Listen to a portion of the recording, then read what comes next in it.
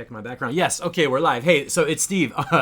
I'm just making sure my stream came up. So I'm going to work on a little bit of sidechain compression today. It's a lesson I've been doing, and I like it a lot. It's such a useful thing for making your tracks sound good. Ducking the bass line to get the kick drum coming through. And now that I have my streaming audio at a better quality, I can actually show you live bass frequencies, and they sound a lot better coming through, which is important for you to hear it and understand it. So what I'm going to do right now is flip into Ableton full screen and show you a sidechain compression effects rack that you can get for free from my members site. And I'll show you that at the end. Did I hear that?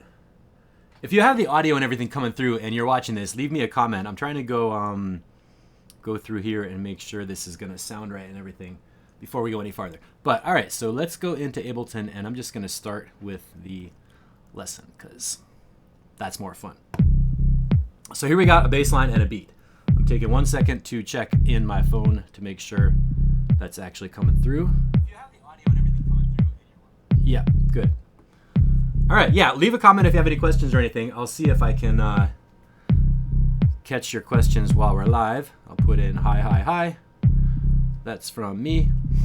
And if you have a question or anything, I think I can see your chat comments. So leave it in the comments on the YouTube page and we can talk about it. So what is sidechain compression all about? Well, the point is to make your kick drum sound better. So here's our kick drum, obviously, and there's our bass line. And what compression is all about gain reduction, right? Like reducing the dynamic range, reducing the volume level of a sound at a certain time, and kind of cutting the volume when it goes over the threshold. But sidechain compression is where you use a different sound to trigger the gain reduction. So like with the bass line, with a normal compressor, you have a threshold that will cut the bass line volume when the bass line goes over the threshold. Where'd we go?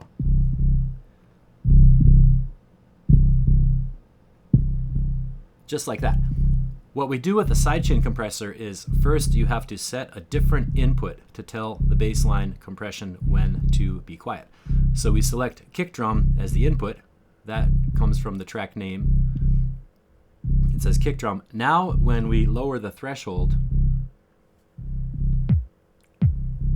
you can see that the bass line is ducking when the kick drum threshold goes down. So I'm going to run through a couple of the options in the sidechain compressor to help us understand what's going on with it. So release time is a big one. The compression gain goes down and then it comes back up. The release time can make it really pump and flow to go better with the BPM of the track. So if you have, for example, a long release time, you can see that the bass gain reduction right there, it stays in for a long time and the bass line's a bit too quiet.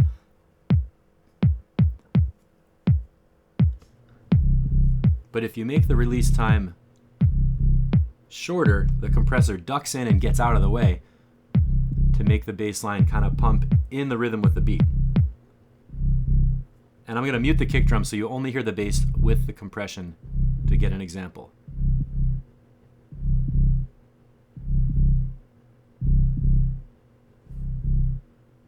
With a really long release time, the gain reduction stays in too long and the bass line is just too quiet. With a really short release time,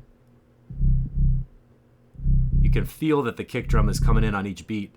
So let's make it a little bit longer so the gain reduction goes in when the kick drum happens and then gets out of the way for the next kick drum beat. So you get this.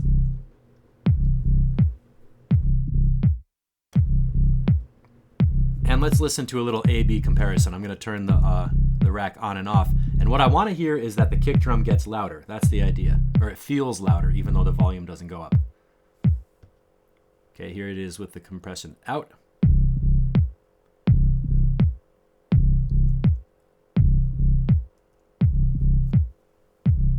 And in.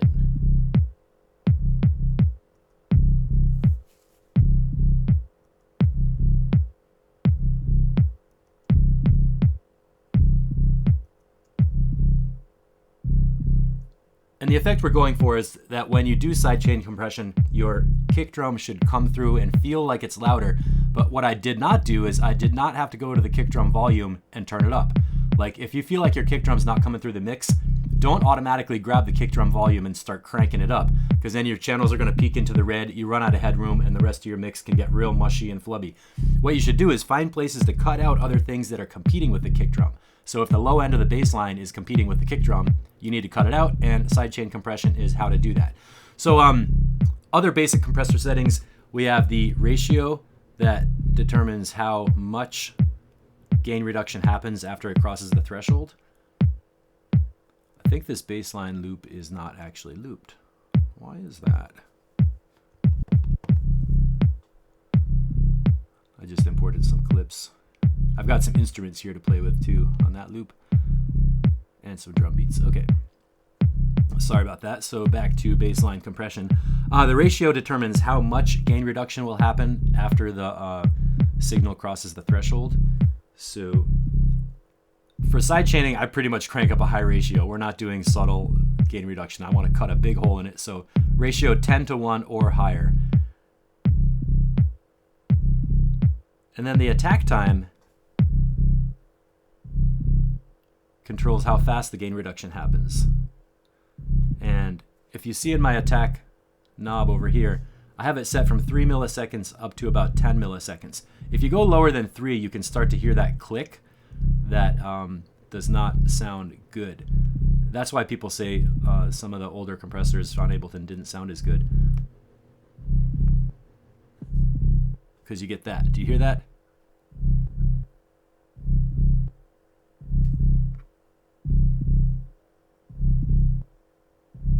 It's like a little at the start of the gain reduction. You don't want to hear that little click. That makes it sound bad. It's like a high frequency thing that is just too obvious. So I set the attack time around 3 milliseconds, 4 or 5, something like that, and make sure that problem doesn't happen. Let me map that again so I don't forget. Blink. Yeah, 1 minute. See, way too short. And there we go. Now, another problem that you have sometimes is that the sidechain compressor might be reacting to the kick drum too much, or like there's, how do you say this? We want to filter the kick drum signal that's going into the sidechain compressor so that the gain reduction only reacts specifically when the kick drum happens. Like if you have a really long kick drum that's going boom, boom, you don't want to duck that whole entire thing because that might make the bass line too quiet for too long. So I put in this rack some controls for the Sidechain Filter. Okay, that's how you can have control over what part of the sound is hitting your gain reduction. Now I turn on this switch to monitor the sidechain signal. This lets you hear what exactly the compressor input circuit is listening to. And I'm going to change these filter frequency knobs.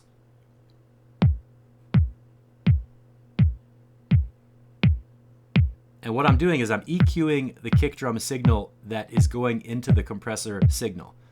So you never hear this in the mix, but when the compressor is looking at the threshold and saying, oh, when do I do gain reduction? What part of the sound is going to trigger this gain reduction on the bass line? This input filter lets you change which part of the kick drum is triggering the gain reduction. And this makes it really cool because the high frequencies are a faster transition. It's like a snappier little sound.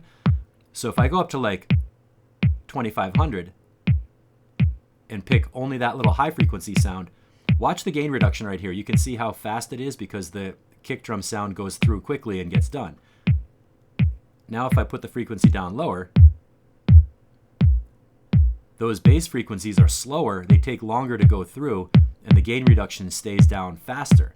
So if you want to make a really rhythmic, precise sidechain compression, filter your kick drum signal up higher so that it gets out of the way, and then your gain reduction release time finishes faster, and you can actually beat match your sidechain compression exactly to how you want it to flow with the track. Like that. That doesn't sound good when you're listening to the input signal, but that doesn't matter. Nobody hears it. Let's put this on a synth track for another example.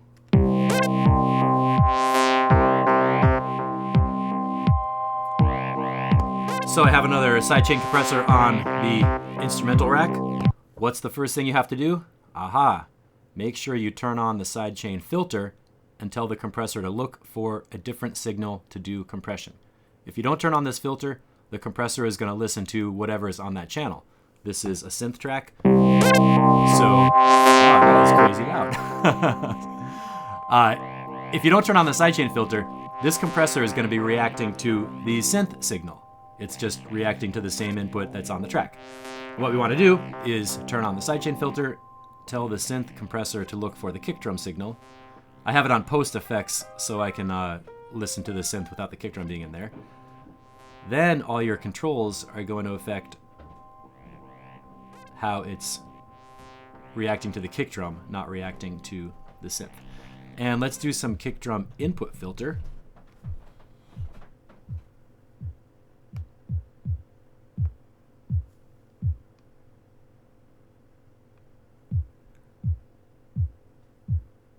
I think I'll turn up the gate a little bit.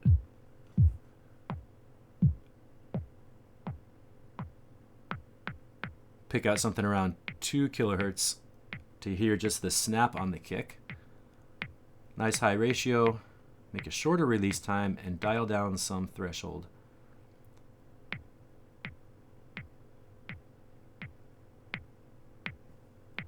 Like that. So the compression is hitting and getting out of the way.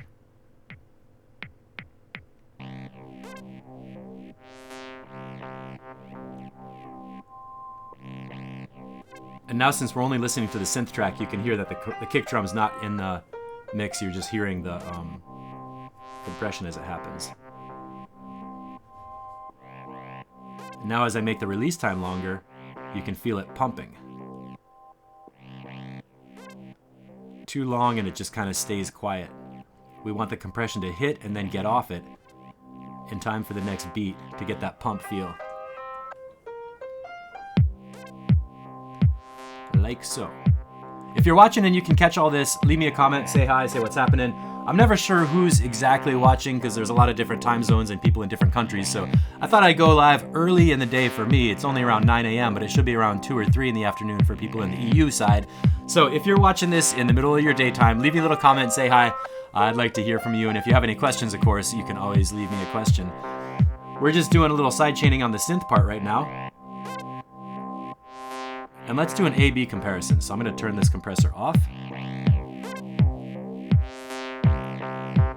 and on.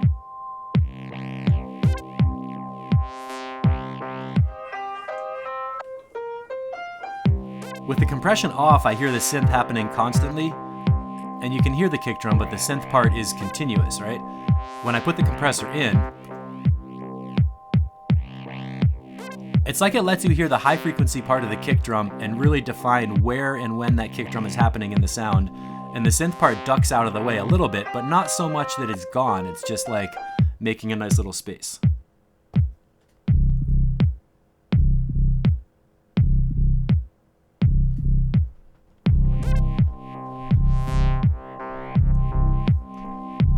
I feel like there might be a key command that was turning off my loops. So now I have 2 sidechain compressors going on the bass line and on the synth. I'm going to bypass both of them, and let's hear the kick drum.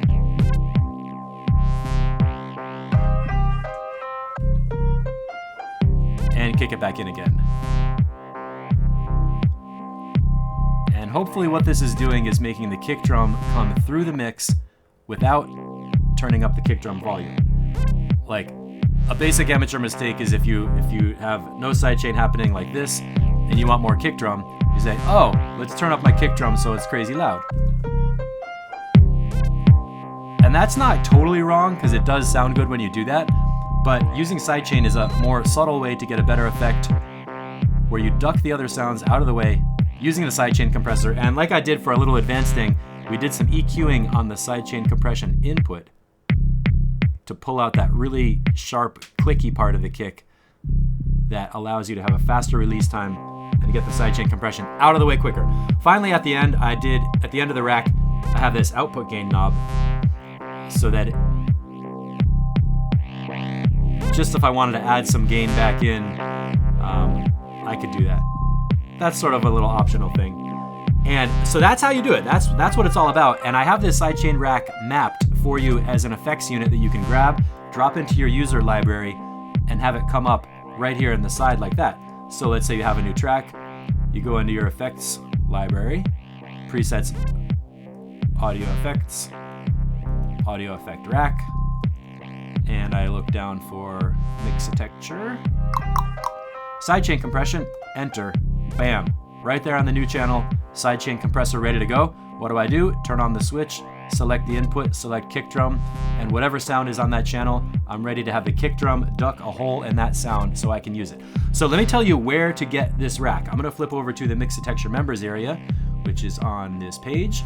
And this is what you'll see. If you don't have a user account, don't worry about it. They're free. There's no monthly fee, no credit card, anything like that.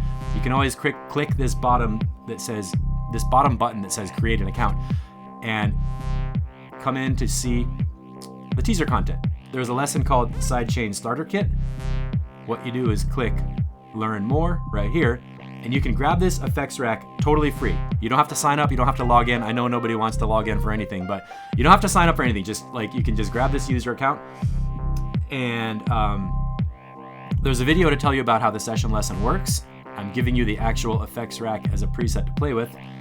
Click View Teaser Module, which is the free intro thing, and there's the effects rack. You can download it as a little ADG file. It's like 5 kilobytes, it's so small.